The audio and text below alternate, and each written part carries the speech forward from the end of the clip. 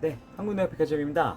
예, 오늘 제가 영상을 켜게 된 이유는 지금 진딧물 때문에 피해가 커서 많이들 찾아오고 계시더라고요. 그래서 이거에 대해서 설명도 드릴 겸, 진딧물에 대해서 설명도 드리고 그에 대한 약재도 설명드릴 겸 영상을 만들게 되었습니다. 진딧물은 고온 다습한 환경에서 많이들 발생이 되는데요. 지금 비도 안 오고 뜨겁기 때문에 진딧물이 많이 생기고 있습니다. 근데 이제 비가 오면은 조금 해소는 될 거예요. 뭐 비가 온다고 해서 조만간 비가 오면 조금 해소는 될 건데 지금까지 좀 피해가 많기 때문에 영상을 제작했습니다. 진딧물 같은 경우에는 흡즙을 하는 게 빨아먹는 벌레예요.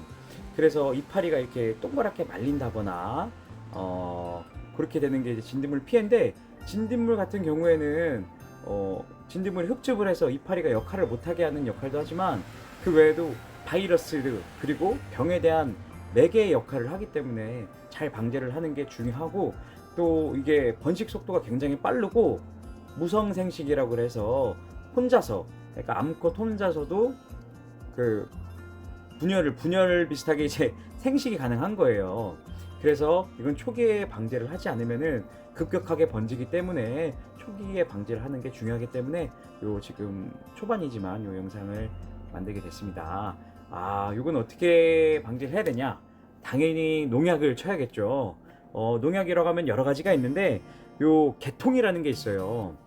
요거 같은 경우에는 이제 29, 9B 해가지고 여러 가지 개통이 있는데, 진딧물은 번식하는 속도가 빠르기 때문에 농약에 대한 저항성도 빨리 생기기 때문에 이거는 좀 번갈아 가면서 치시는 게 좋습니다. 진딧물, 그러니까 모든 약이 대부분 그래요. 한 개통을 연속으로 2번 치고 그 다음에 다른 개통으로 치고 그 다음에 다른 개통으로 치고 해서 번갈아 가면서 치시는 게 가장 효율적이라고 볼 수 있습니다. 그럼 제가 이제 진딧물 약에 대해서 한번 말씀을 드릴 건데요. 이제 가장 대표적인 진딧물은 세티스라고 하는 약인데, 요거는 이제 개통이 29번이죠. 요거는 석효성 약이에요. 맞으면은 가는 접촉독을 가진 약이고요. 가장 진딧물의 가장 대표적인 약이라고 할 수 있습니다. 여기 이제 29번 개통이고요. 그 다음에는 요 스트레이트 약인데, 스트레이트라는 약도 이게 접촉 그리고 섭식독 두 가지를 다 가진 약이에요. 요게 이제 진딧물의 가장 대표적인 약이었는데, 약이 좀 오래되기도 하고 해서 내성은 조금 생긴 것 같아요. 그래도 가장 대표적인 약이고 요 두 가지가 다른 계통이기 때문에 요 계통도 괜찮고요.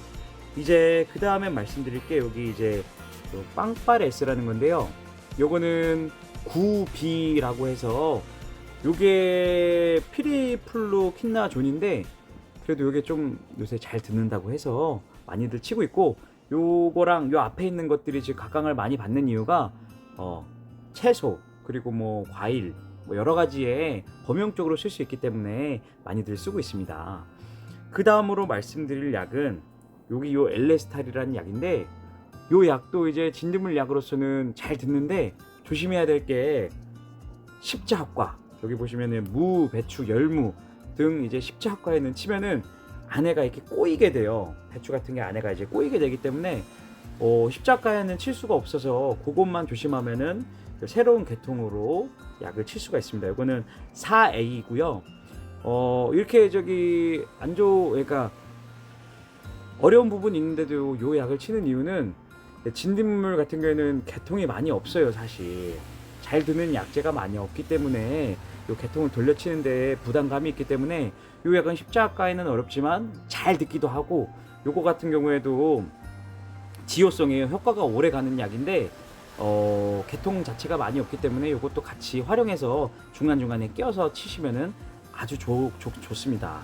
그 다음으로 이제 얘기할 거는 새로 나온 약인데, 30에서 새로 나온 약인데 요 이피콘이라는 약입니다.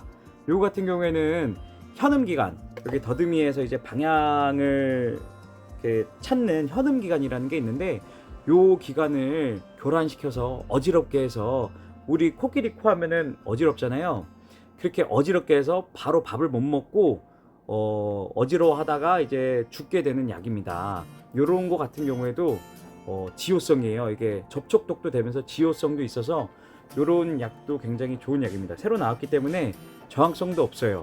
요거는 36번입니다. 이렇게 해서 진딧물 약에 대해서 알아봤습니다. 진딧물 약이 사실 개통이 많이 없다라고 느껴지거든요. 그래서 이런 개통에 대해서는 충분히 한번 인지를 하시고 치시면은 훨씬 좋은 방제 효과를 낼 수가 있습니다.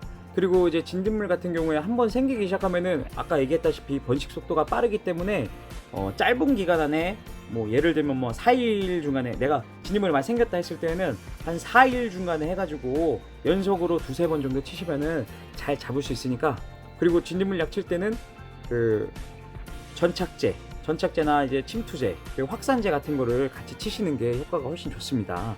그렇게 해서 약을 처방해 주시면은 진딧물에 대한 걱정 없이 잘 식물을 키울 수 있을 것 같습니다. 예, 앞으로도 좋은 정보, 농약 정보, 뭐 농자재 정보 올릴 테니까 좋아요와 구독 좀 부탁드리겠습니다. 감사합니다.